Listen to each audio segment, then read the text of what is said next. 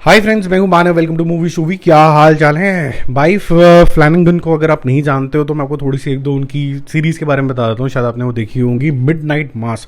बहुत ही ज़बरदस्त तरीके की जो सीरीज़ थी, उसके अंदर फिलॉसफी से लेके पास्ट प्रेजेंट में होता हुआ साइकोलॉजिकल, कुछ हॉरर, कुछ सुपर नेचुरल, कुछ रिवेंज, कुछ ग्रीड, कुछ जिसे कहते हैं ना सस्पेंसफुलनेस, जंप स्केयर, कुछ ना कुछ होता रहता है। और साथ में लोगों की गिल्ट भी आती रहती है जिसके वजह से सुपर नेचुरल या साइकोलॉजिकल चीज़ें हो रही हैं। ऐसी एक और सीरीज़ आ गई भैया, तो फिर तो आपको लोगों को जरूर देखनी पड़ेगी। इसका नाम है the fall of the house of Usher. और 8 एपिसोड हैं, थोड़े लंबे लंबे जरूर हैं लेकिन मेरे ख्याल से नाइसली डिटेल्ड आउट है।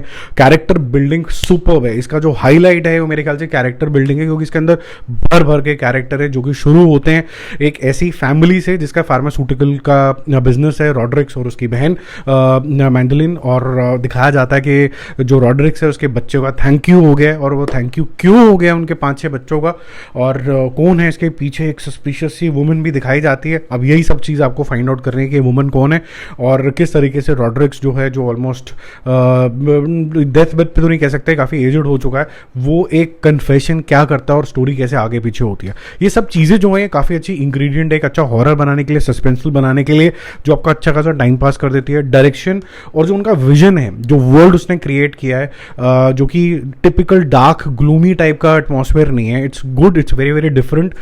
मेरे ख्याल से एक सक्सेसफुल तरीके का इन्होंने नरेटिव स्टाइल यहाँ पर रखा गया है। और जिस तरीके से अलग अलग जो यहाँ पर एपिसोड्स फोकस किए गए हैं उसके बच्चों के ऊपर, उसके पास की लाइफ के ऊपर, वो आपको एक अच्छा कैरेक्टर बिल्डिंग भी लगता है। जो डिफरेंट बिहेवियर है ईवल का, अलग अलग तरीके से लोग कैसे मर रहे हैं, वो सब चीज़ें आपको अच्छी लगती हैं। और इसकी वजह से जो एक अच्छी हॉरर या सस्पेंसफुल मूवी या सीरीज़ के अंदर मिसिंग हो जाता है, वो यहाँ पर एकदम कवर किया गया। वो है MO, यानी मोटस ऑपरेंडी, या फिर मोटिव बोल सकते हैं। इसका जो मोटिव दिखाया गया है कि सब कुछ क्यों हो रहा है, वो बहुत अच्छे तरीके से चलता रहता है। और सस्पेंसफुलनेस मोटा मोटा एंड तक लगी रहती है। मेरे लिए इस पूरी सीरीज की हाईलाइट थी कि जिस तरीके का यहाँ पर ट्रीटमेंट रखा गया है, यहाँ पर आपको जंप स्केयर देके डराने की कोशिश नहीं करी जाती है बहुत ज़्यादा। और वो वैसे भी माइक का थोड़ा सा स्टाइल भी है। अगर आपने ये जो मैंने आपको बताया मिडनाइट मास भी देखी है, तो वहाँ पर 2 या 4 से ज़्यादा आपको जंप स्केयर नहीं देखने को मिलते हैं। बाकी आपको डेल्व किया जाता है, एक एटमॉस्फेयर क्रिएट किया जाता है कि कुछ है और एक कुछ है जो है वो आपकी इंट्रीगनेस बना के रखता है कि बड़ा कुछ तो होने वाला है। वो अकेले चल के जा रही है समुद्र के किनारे, कुछ तो होने वाला है। वो कुछ तो होने वाले के चक्कर में आप सारे के सारे एपिसोड निपटा देता हूँ। मैं इसको काफ़ी हाई स्कोर करूँगा। I will give 9 out of 10। It's a well made series.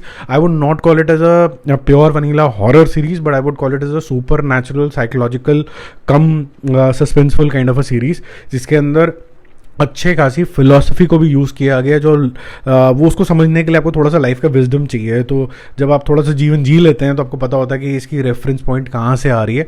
But आसान शब्दों में भी बताया गया, ताकि एक आधी बार आपने देखा, एक आधे साथ आपके साथ कोई बैठा होगा, एक आधे को पूछ कर अच्छा इसका डीपर मीनिंग ये है।